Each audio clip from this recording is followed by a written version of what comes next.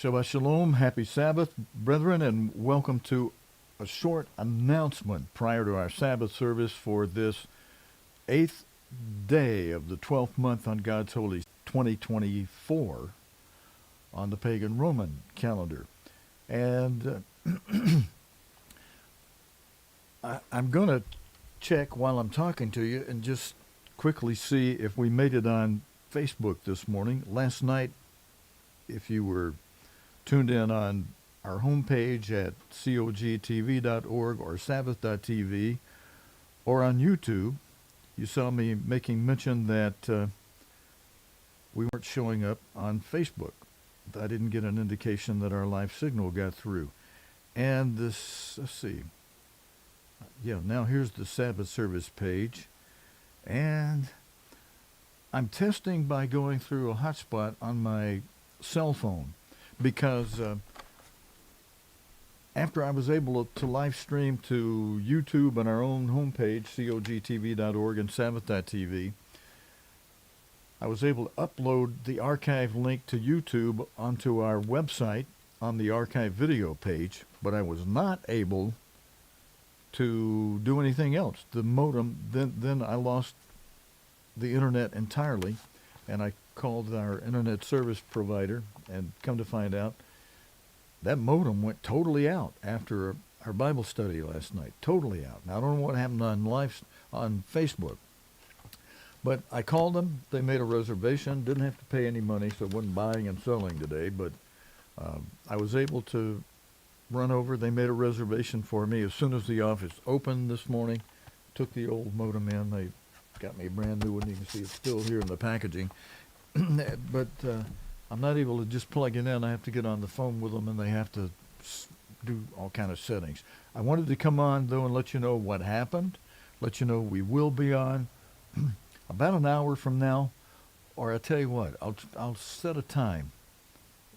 If we come on early and you get noticed that we're on early, great. Otherwise, you'll wind up watching it from an archive video. But I'll plan, if we can't get on earlier, I'll plan to try to have everything working by 3:30 p.m. Eastern Time. That would be 2:30 p.m. where I am in the Central Time Zone. And now I'm downstairs in the sunroom, so I'm just checking around me because there's a doorway that I need to put a thing up and say, look, we're live on the air, don't anybody interrupt. But I hope we are. Now, so we'll plan to come back for the service. And by the way, I say I'm in the sunroom, but we're having a cold spell come through for the next 24 hours in Alabama. And so that's why you see me bundled up with a neck scarf. Not a scarf, but this pullover thing my sister gave me for my neck. And two coats. Not only my suit coat, but I've got a jumpsuit coat on because it's nice, felt, warm. And the sunroom, I'm still working on the paneling. Some of you were nice to send offerings above your tithes and help, but the expense is much greater than I was anticipating, and it's going to take me a while to finish this. But I'm able to use it briefly this morning. You can see we've got a new background for this room, and I've got some, as we do the construction, I'll be able to move that back further and zoom the camera differently. And we've got a rod coming that'll hang this in a circular form, and that'll give me more room because this is just right behind me. I can touch it, it's that close. But let me see. I don't see us on Facebook, so we're still having that problem on Facebook. We were able to stream, as I mentioned, on YouTube last night, YouTube Live.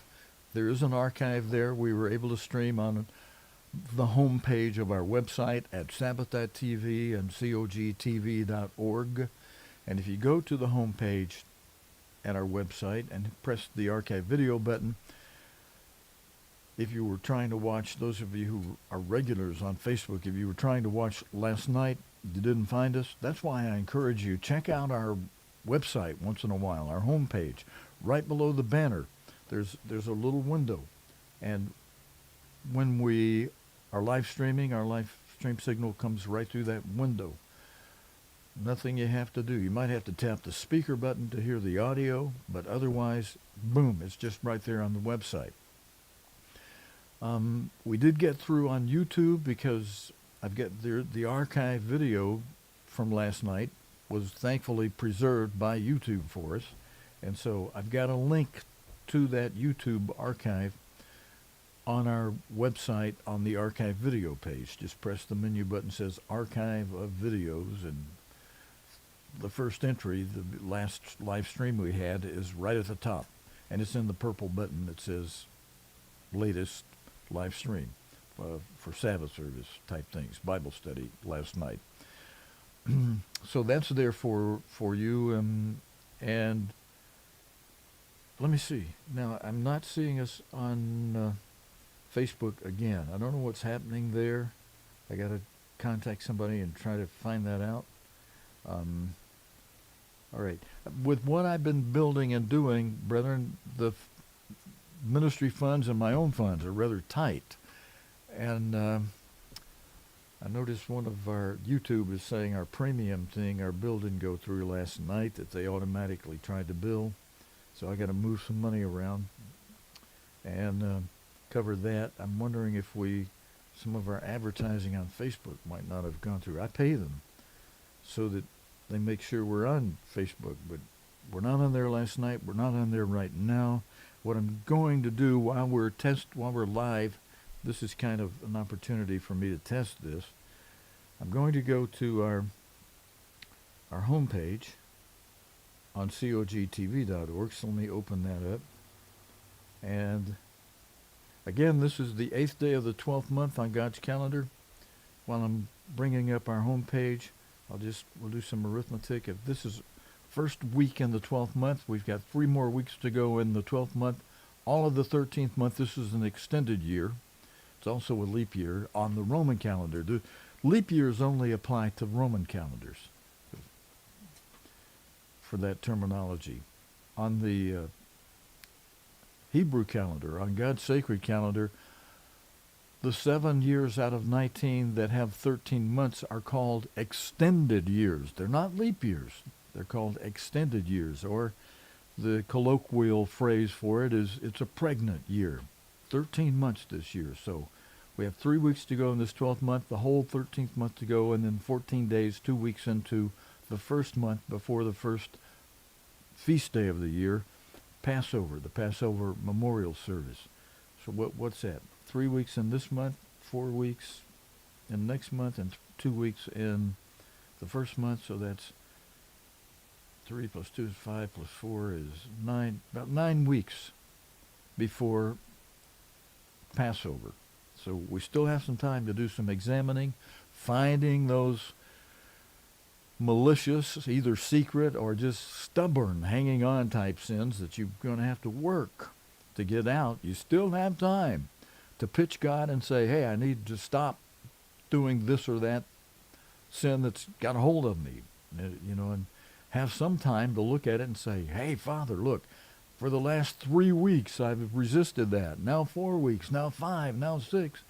And now there's just 2 weeks to go to Passover, so I've examined myself and we're getting there.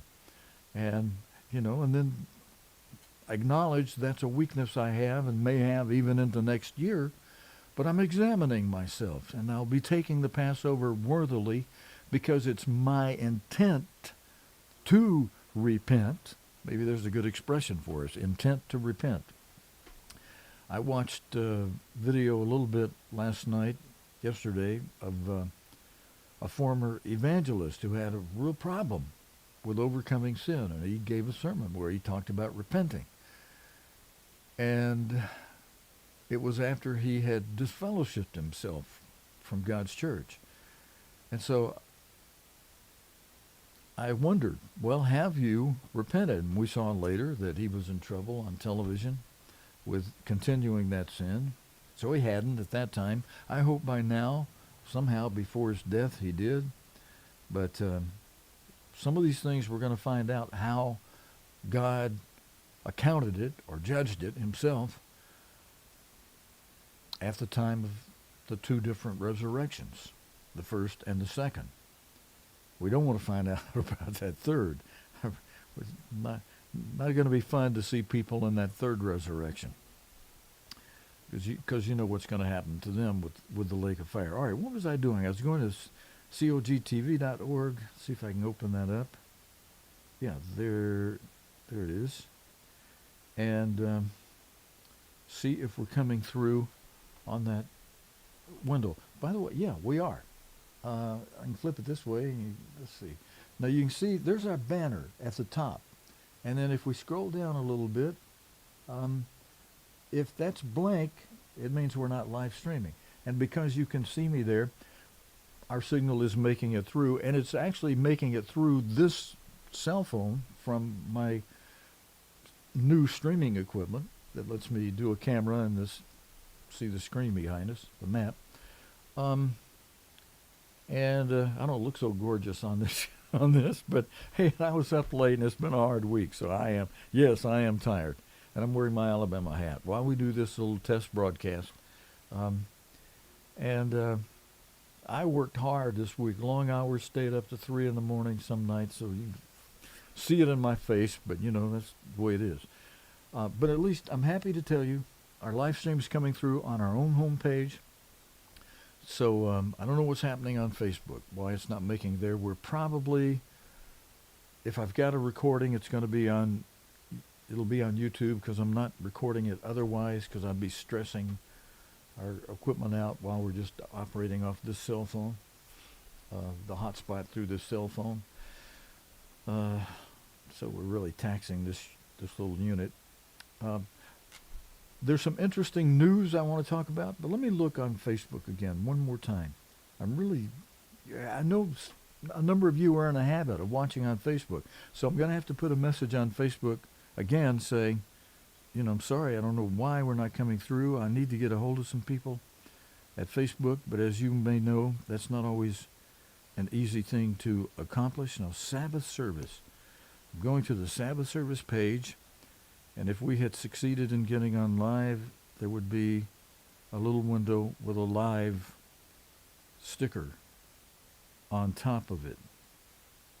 Now, that was May 4 last year. I don't see one for the current date. Let me go down a little ways, just in case. No, for the current day, I'm not seeing us here at all. All right, so something's a problem. Let me check. We use a service for simulcasting. And according to their page, they're sending the signal over to Facebook. Oh, no, it's not. I'm getting a little twirling thing that says we're not linking. We're not getting through on Facebook. It says I can toggle that off and toggle it back on and see if it'll connect. I want to do that. And then during this test, just to tell you, we're going to do the Sabbath service later today after I get this modem hooked up so we got full power. I am going to share a little bit of news with you that we're going to cover now, and we're going to cover news more fully later, even during the Sabbath service. I've got a video of Mr. Armstrong in English that we want to play. I got to download it from our Dropbox yet, so I got to get this modem hooked up where I got some real power to download and upload. Okay, we're not getting that connection even as I toggle it on and off. We're just not getting a connection to establish on Facebook. And remember, I have told you a number of times, I said if we're ever not on some service for whatever reason, you should be able to find us on our own homepage. And as I just showed you here, if you can see that, see what happened. Right below the banner at the top of Sabbath.tv, cogtv.org, just go down below the banner a little bit, scroll down. The first window below the banner is our live stream window. And you can see we're there. You can see it's my mouth moving here. Probably a 10 or 15 second delay from what you see right here and what you see here. But that's just the way the internet thing for live streaming works. There is a small delay. And but we're there. we are there. Otherwise, that would be black, be dark, would be nothing there if we weren't live streaming. So when you don't find us on Facebook Live or on YouTube Live, check. If that's your preference for place to watch, go to our homepage on cogtv.org or sabbath.tv and scroll down, and that window below the banner is that window below the banner. How big of a delay we got going there? About maybe 10 seconds. Yeah, if I point down right now, 1,000, 2,000, 3,000, 4,000, 5,000, 6,000, 7,000, about a 7-8 second delay, 10-second delay roughly.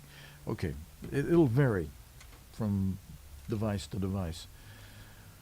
All right, a little bit of news. Let's take a look and see what we got going news-wise of current time. Let's see if this is going to work. All right, there's a story in this week's news from related to Russia and the United States and Alaska. Medvedev promised to fight with the United States for Alaska. A war with the United States over Alaska is inevitable, says Medvedev. I'm not sure how to pronounce his name. According to him, Russia will not get back Alaska, which was sold to the United States in the 19th century. He says, so be it, and we were expecting Alaska to return any day. And he goes on to say, now war is inevitable. He was writing on X, formerly Twitter. And do we have a little more on that story? We do. These are notes for me, but I'm popping them on the screen for you for a moment. Just going to ad-lib this. Let's see. A war with the United States over Alaska is inevitable, he wrote on his formerly Twitter X account now. Deputy Press Secretary a day earlier, the Deputy Press Secretary of the United States State Department, Vedant Patel, said that Russian President Vladimir Putin will not get Alaska. With these words, he commented on rumors that Putin allegedly signed a decree calling the sale of Alaska to the United States illegal. So that, brethren, there's something to be praying about. Also, this is the European Foreign Policy Chief, Joseph Borrell. You see in this picture here, we're just taking just this little portion from a news story on Reuters. And he's gone over to Israel, and he's shaking hands with people in a kibbutz over there, and he's telling them that one horror doesn't justify another, or in other words, your enemies can come in and slaughter you people, but just forget it. Don't think anything about it, Don't let them see that you're tough and rough and that they've awakened the lion. And then wait a little while and they'll come in and do it again. Or they'll be immediately all over you if you don't defend yourself. But that's not what he's saying. He's saying, just, lighten up on them. And he's trying to encourage the 27 members of the European Union to be in union together, and they're not. Thankfully, they're arguing among one another regarding what should be the position that the EU takes it with respect or regard to Israel and Hamas. And what's his title again? Let's see. The EU chief. Let's see. I think we got more detail on that. He's the foreign policy chief. EU Foreign Policy Chief Borrell, Joseph Borrell. A lot of the mainstream news media is not telling something about him. They're reporting his efforts to speak and, let's make peace. And he's telling Israel, don't hurt all those civilians over there in Rafah.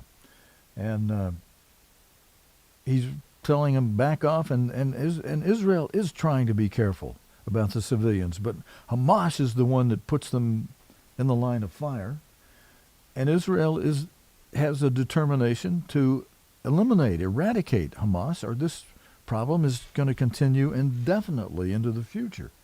But you've got the EU foreign policy chief, Joseph Borrell. Let me see, make sure that foreign policy chief, Joseph Borrell. He's gone over to Israel. He's putting pressure on Israel. He's talking with the United States. He's talking with his own people in the EU and all their different member states. And as the foreign policy chief, he's taken a position against Israel, frankly, even though he sounds like, whoa, we're trying to make peace for Israel. And he's trying to prevent them and get in the way of their eliminating the terrorist organization Hamas. And what most mainstream news people are not telling you about his background, as he speaks softly and gently and will say please and then say, oh, but we shouldn't say please. He's, in other words, saying we really need to get tough with Israel. Stop saying please. And where's he really coming from? Brethren, we do need to pray for our leaders, as we're told to do. Where's that? 1 Timothy? I'll pull that up when we're able to put the Bible display on the screen later this afternoon when we come back. I just want to touch a few things here on news and see how we're doing it, being able to use this new live streaming stuff where I am when we don't have a modem, or Wi-Fi via the modem. But his background, back when he was in early school days as a kid, I found one story that explains he was shaking these rattlers like they do there's a Jewish ceremony where they, against Mordecai, or in favor of Mordecai, against the enemy of Mordecai. I'm not thinking of the names at the moment, but I should pull that up in the Bible. When does that come up? I think that comes up sometime around Hanukkah time. And I went to one of those with some Jewish friends while I was in Ambassador College, but shortly after. And you shake these rattlers every time the name of the enemy guy is mentioned. They have something similar that the EU foreign policy chief Joseph Borrell went to as a little child against Israel. Every time Israel is mentioned, they shake these rattlers and they cry out, kill Israel. And so that was ingrained in him as a little child. And what's the likelihood that he's changed or has a different viewpoint? Your actions, your fruits show where you really stand. And the position he's taking, even though he's trying to soft pedal it, is a position against Israel and Israel's existence. Because if you don't eradicate Hamas and do what you have to do to get rid of Hamas, eventually you got an enemy that's trying to kill you. And look at the extent they went to with all of the money spent in those hundreds of miles of tunnels and the missiles and coming in and slaughtering people and still holding hostages, some of whom we don't even know if they're all still alive, a number of whom may have died already. And we've heard from some hostages who were released, how horrible that time in captivity was. Several of them have reported it was, to them, the way they felt and the way they were treated was as if it were the Holocaust. And it continues. And is he mentioning that? Is he saying, hey, you people need to let those hostages go? No, he's not even mentioning that. He's going around and telling them, that horror they did against y'all, just look the other way, forget it. And next thing you know, they'll come in and create another horror against you, and you might be killed this time. Where's people's sanity? But it reveals where they stand. If they're your enemy, they're not going to be against evil, against you. They're not going to be against those who are trying to kill you and wipe you out. In fact, they may keep it a secret, but they still may harbor the position that from the river to the sea, or from the river to the river even, we want Israel out of God's promised land. Because we're telling everybody, God, that Abraham took Ishmael up to sacrifice him, and that we deserve this land. So until they learn the truth, there's no two-state solution even remotely possible for peace. I mean, look, since the giving away of Gaza, when Israel gave it away to the so-called Palestinian people. Israel's were Palestinians too, those living in that land. There's no country called Palestine. That's just an area where that label and name was originally given to the Jewish people by their enemies, which related to the Philistines, and it was intended to be a kind of a backstab to the Jews. That's not the best word, but it's kind of an offense to be derogatorily made toward the Jewish people. And it's still derogatorily used, because now those people who are Jewish who were there, who, if you were going to apply a term that applied to people in that area, Palestinians, the Jewish people would be Palestinians. But no, they've made a distinction that only Arabs are that in that area are Palestinians, and the rest or whatever else you might be or come from. What else is in the news we might take a look at here? This is not in the news, but I've established some contacts with